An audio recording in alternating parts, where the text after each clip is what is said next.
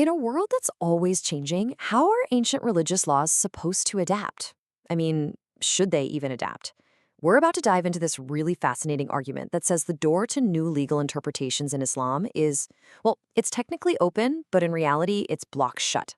Okay, let's get into it. So, at the very heart of this whole discussion is one single powerful concept, ijtihad. You can think of it as the process of independent legal reasoning. Scholars really wrestling with the sacred texts to figure out new rulings. And for centuries, this was a totally dynamic force. But the author we're looking at today argues that even trying to do that now is just full of danger. All right, so here's our game plan. We're going to start with this central paradox of ijtihad, how it can be both open and blocked at the same time. Then we'll break down the 6 specific obstacles that are stopping anyone from walking through that door.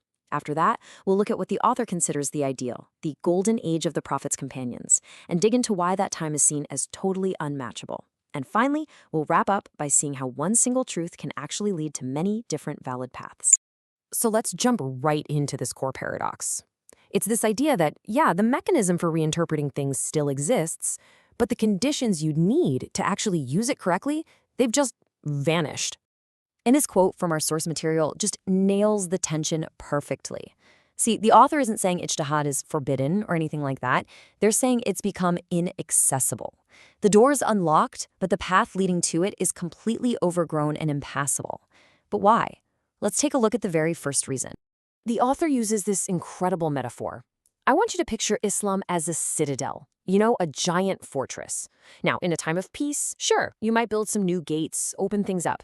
But right now, the author argues that citadel is under siege from a massive storm of modern ideas and, frankly, misguidance. And think about it. During a flood, you don't start punching new holes in the walls to repair them. That just lets the water rush in. So opening new doors for interpretation right now would basically be a crime against the fortress's very integrity. And that idea of the citadel under siege, that's just the first of 6 specific obstacles the author lays out. So let's take a look at what they are.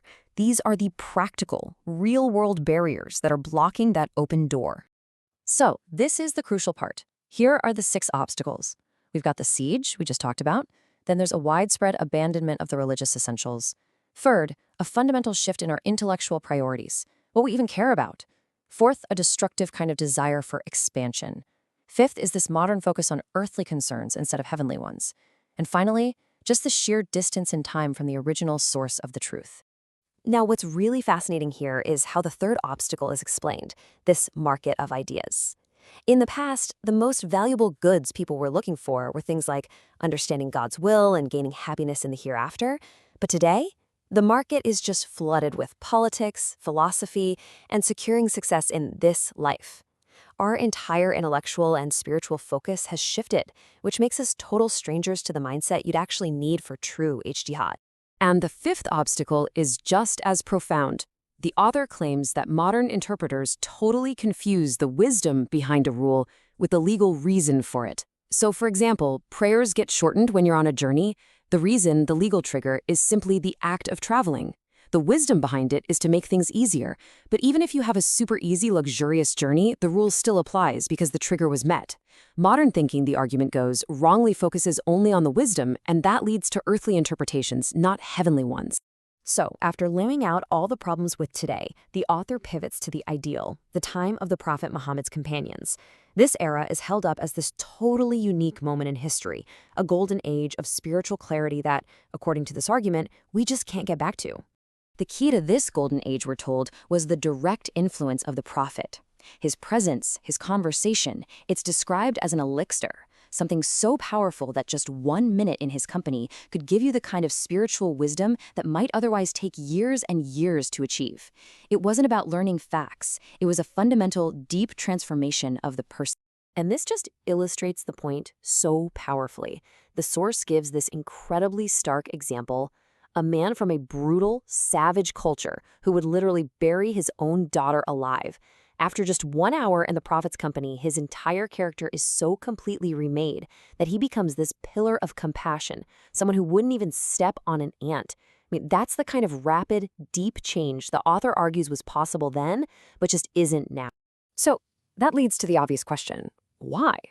Why is the spiritual and intellectual state of the companions considered so far beyond our reach, even for the greatest saints and scholars who came later? Now, the author anticipates a classic counter-argument here. You might be thinking, hey, wait a minute, we believe without ever having seen the prophet. Doesn't that mean our faith is, in a way, stronger, more deserving of praise? And it's a totally fair question, but the author has a pretty powerful answer. The answer really comes down to resilience. The companions' faith stood strong against the opposition of the entire world. The whole world was telling them they were wrong, and they didn't waver.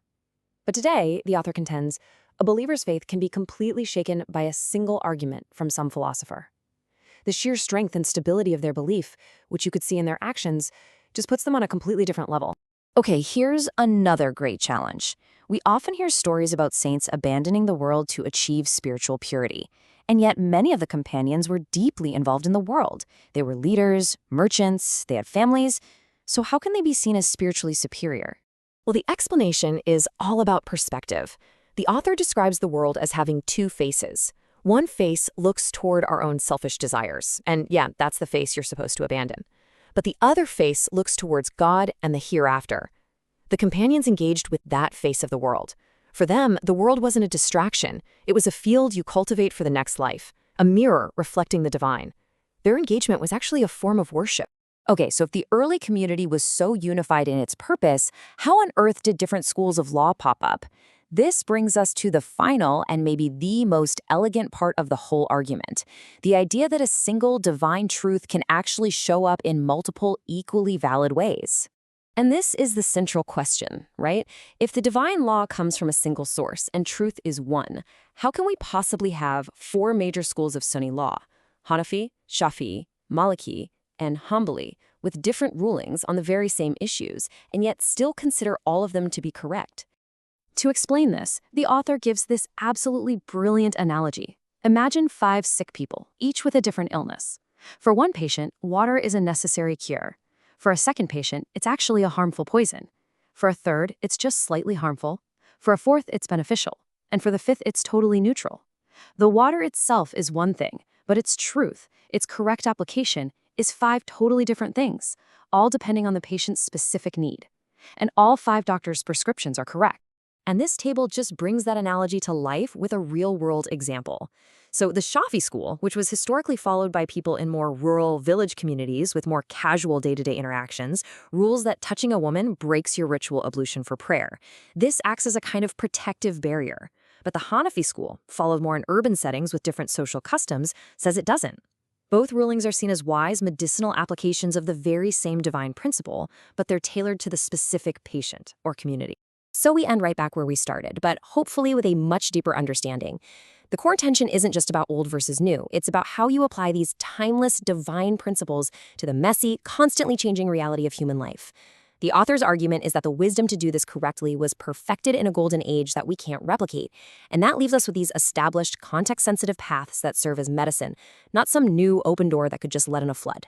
So, a final thought to leave you with is this.